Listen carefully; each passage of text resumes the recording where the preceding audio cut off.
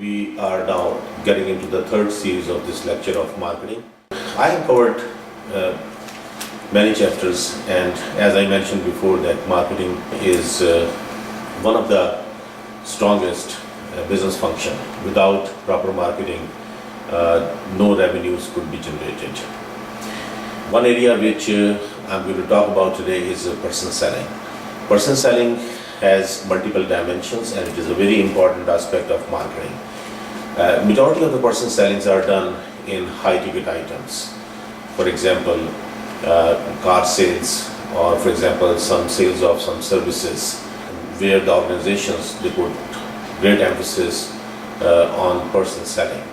At the same time, one area of person selling is in the area of business to business marketing, which is international business. Majority of the sales in the area of international business are directly linked with person selling.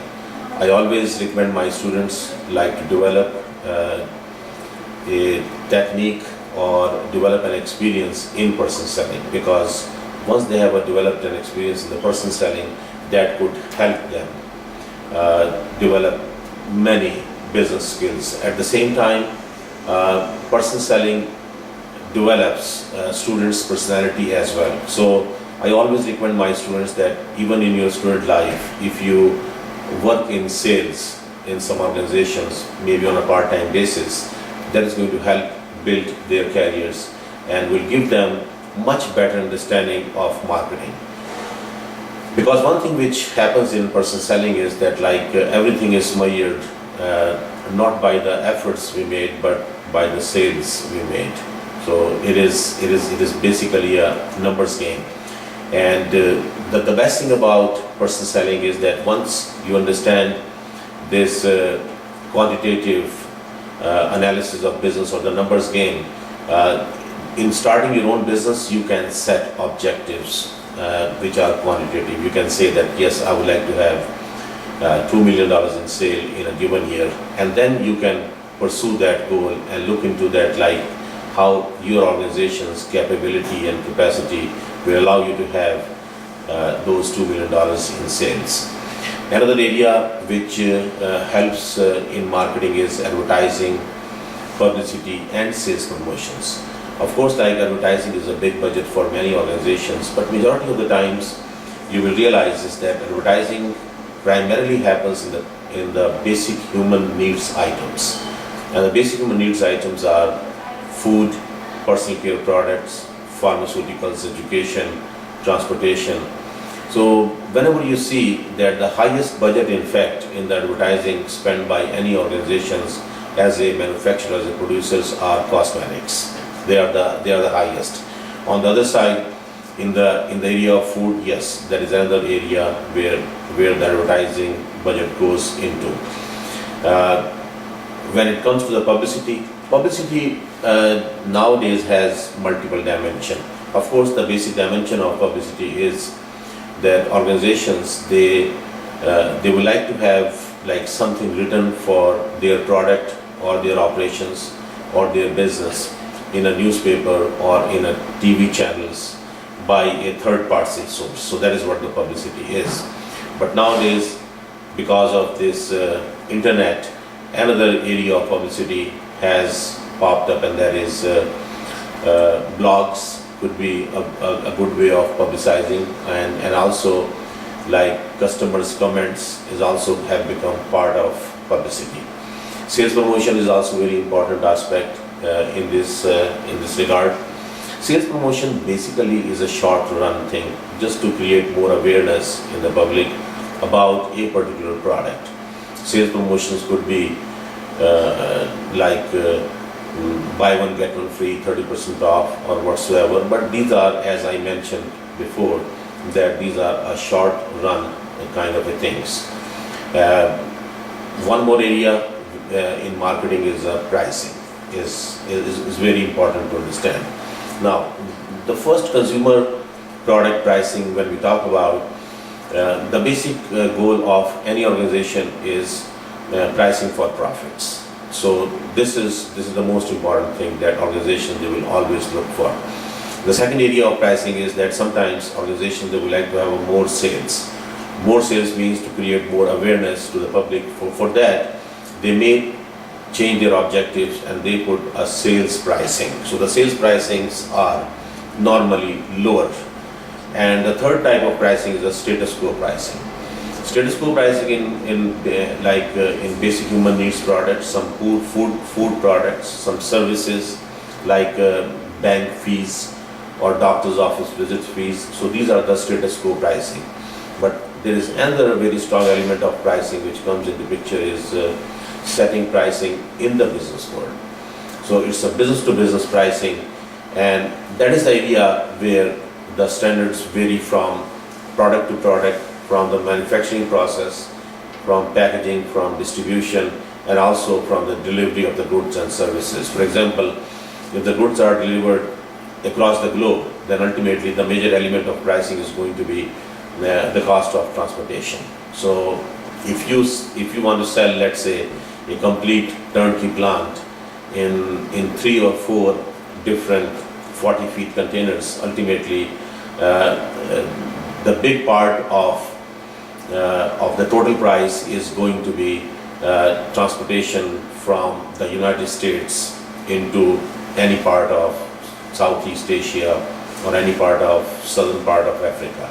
So ultimately that is another area where the marketers, like, they have to be extremely careful understanding the role of setting pricing in the business world. After that, organizations, in fact, they will like to look into and implement their marketing plans. Now, implementing marketing plans, as I mentioned before, is the best way possible is that by setting marketing goals quantitatively. So that means that organizations, whenever they start, they have to set that, can they really achieve $2 million in sales or $3 million in sales in a given year? And if they can do that, yes, they can set their goals in a given year, then ultimately what will happen is they can evaluate those marketing plans. And setting goals quantitatively and specifically the marketing goals, because as I mentioned before, marketing is the only revenue generating business function. Of course, like the other business functions are very important. If the product is not manufactured of a great quality, or if the proper research has not conducted in the development of product, or if the packaging is not proper, then ultimately marketers cannot do a lot of things. So in a way we can say that yes, the other business functions, specifically in the production and process and packaging, they are very important, but at the same time, if there is no proper marketing strategies and there are no proper marketing objectives, then the products cannot be sold, which will not generate enough revenues to keep the sustainability of an organization. So the moment we start looking marketing, in fact, from a quantitative point of view, so this is another aspect of marketing which I wanted to explain to my student, is that yes, marketing, as we mentioned before, it's a 4 P's or more than 4 P's nowadays, but at the same time, it is many people, they think of marketing just sales, or they think they are advertising. No, it is not sales and advertising. As I mentioned before, the most important aspect in marketing is, of course, the distribution channels, understanding that how a product moves from different processes, from manufacturing to in the hands of the consumer. It goes through 6-7 different processes, and we have discussed all those processes before, of course, but at the same time, right now I would like to mention one thing in the last is that how marketing could be linked with the other business functions. As I mentioned before, that linking marketing with the finance is very important. Why? Because marketing is a revenue generating field, and then because of those revenue generations, that the finance managers has to decide that how they are going to spend those revenues in what area, where they can cut the corners, where they can save the money and increase the profitability. Because if the organizations, their expense ratios are very high, no matter how best the marketing revenues are, still they are going to face challenges and their profitability will be very difficult to attain. So when we link marketing with the accounting and finance, that really helps businesses like to cut corners and to save money.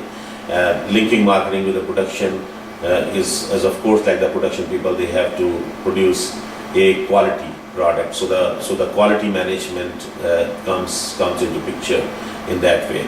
And linking marketing with some like other business functions, specifically the most important function is international. And the reason it is international is because when we compare with any country, and if every single country in the world, they start thinking that what percentage of their population lives within their country, and then they can realize. So I always quote this example that US is 5% of the world population. So that means that the 95% of the world population lives outside USA.